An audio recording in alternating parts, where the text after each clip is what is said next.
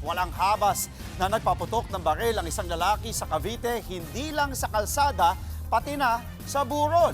Ang lalaki nakainom daw at posibleng bad trip dahil talo sa sugal. Nasa frontline ng balitang yan, si Dave Abuel. Viral ngayon sa social media ang video ng lalaking yan na nagpapaputok ng baril sa Kawit, Cavite. Ang bitbit ng lalaki, AK-47, isang high-powered gun. Habang palingalinga ito na tila may hinahanap.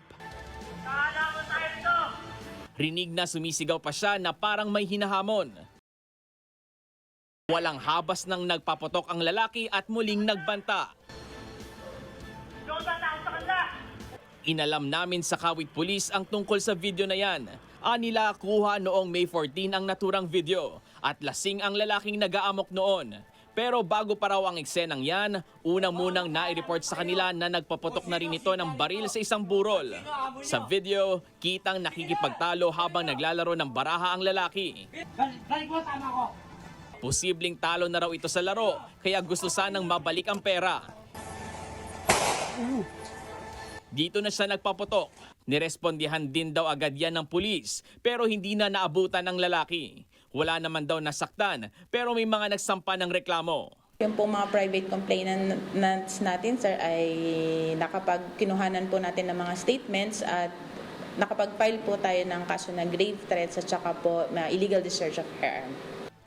At nang malamang high-powered gun ang ginamit ng nag-aamok na lalaki, nag-apply ng search warrant ang mga otoridad at nagsampa ng karagdagang reklamo. Noong July 22, 2026 naman po, sir, in-implement natin yung search warrant. However, sir, hindi po natin nakuha or nakita sa possession niya ang firearms na iyon.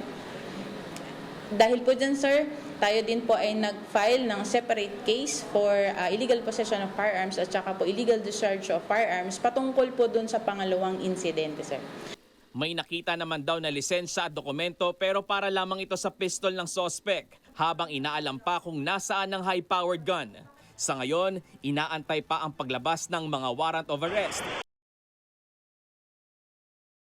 Sinusubukan pa ng News 5 na makuhanan siya ng pahayag. Nagbabalita mula sa frontline, Dave Abuel, News 5. Mga kapatid, Andre Felix po, iba na ang may alam at may pakialam sa panahon ngayon. Para po sa tuloy-tuloy na balitaan sa frontline kahit weekend, mag-follow at mag-subscribe na sa social media pages ng News 5.